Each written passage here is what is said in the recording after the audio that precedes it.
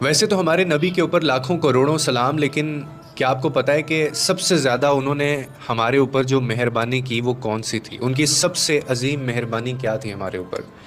وہ یہ تھی کہ اللہ تعالیٰ ہمارے گناہوں کی وجہ سے ہمیں فوراً عذاب میں نہیں پکڑتا۔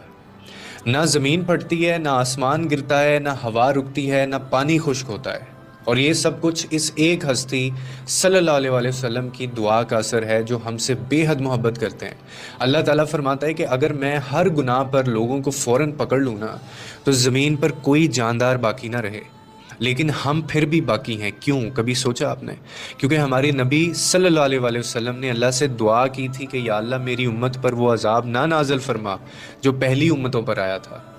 یاد ہے آپ کو بنی اسرائیل کی جو قوم تھی، اللہ نے ہفتے کے دن حرام کہا تھا کہ شکار حرام ہے، مگر انہوں نے چلاکیاں کی، قانون توڑا، اور نتیجے میں اللہ نے انہیں بندر اور خنزیر بنا دیا تھا۔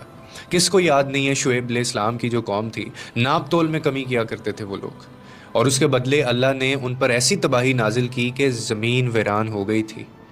یہ ان کو سزا ملی۔ اور اس کے بعد قوم لوط علیہ السلام کی جو قوم تھی، بدکاری عام تھی، اب بدکاری عام ہو گئی، انہوں نے اللہ کے نبی کی باتوں کو جھٹلایا تو آسمان سے نا پتھروں کی بارش ہوئی تھی، اور ہر پتھر پہ ان کا نام لکھا ہوا تھا، سب ختم ہو گئے تھے۔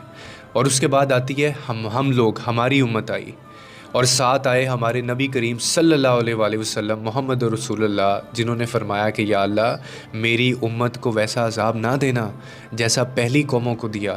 اور یہی تو ہمارے نبی صلی اللہ علیہ وآلہ وسلم کی سب سے بڑی مہربانی ہے ہمارے اوپر، کہ انہوں نے کبھی، آپ یہ دیکھیں، اپنی ذات کے لیے کچھ نہیں مانگا، نہ مال، نہ طاقت، اور نہ شہرت، ایک ہی دعا تھی بس، یا اللہ میری امت، میری امت، میری امت۔ اللہ نے ہمیں نبی کریم صلی اللہ علیہ وسلم کی صورت میں ایک ایسا رہنما دیا جو قیامت کے دن بھی اپنے امتیوں کو تلاش کرے گا، اور جو اس وقت بھی یہ کہیں گے اللہ تعالیٰ سے کہ اے اللہ یہ میرے امتی ہیں، ان کو میرے پاس آنے دے۔ سبحان اللہ۔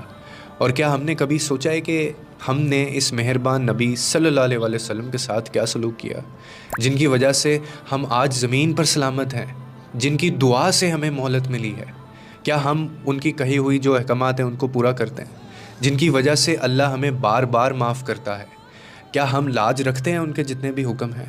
کتنی حسین، کتنی خوبصورت اور کیا شان تھی میرے نبی کی، کہ وہ کس طرح سے ہمارے لیے گڑ گڑا کے دعائیں کیا کرتے تھے، ورنہ آج ہم میں سے کوئی ایک بھی زمین کے اوپر باقی نہ رہتا، ہم سب ختم ہو چکے ہوتے۔ یہ سب سے بڑی مہربانی ہے اللہ تعالیٰ کی ہمارے اوپر اور ان کے حضور، ان کے توسط سے۔